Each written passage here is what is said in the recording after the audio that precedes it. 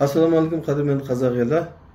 Біз тіркелмеген Атажұрт партиясы осы 2023 жылдың сәуір айының 24 күні дүйсенбі Астанаға барып, Әділет министрлігіне осы партиямызды тіркетуге өтініш тапсырмақшымыз. Ал енді осы барысында осыны естіген біздің осы Алматы қаласындағы немесе мемлекетіміздің жер-жеріндегі біздің мүшелер және біздің қолдаушылар осы бізбен бірге баратын болса құлағдар болыңыздар.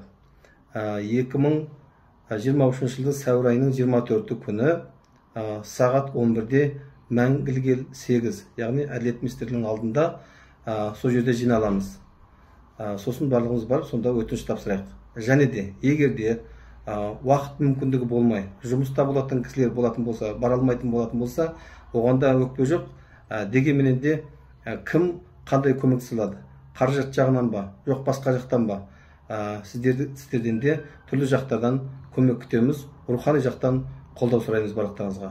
Хабардар болыңыздар, және осыны естіген біздің мүшелеріміз және қолдаушыларымыз осыны естімей қалдау деген жаңағы басқа кісілерге де уағында таратып осындай естірсеңіздер.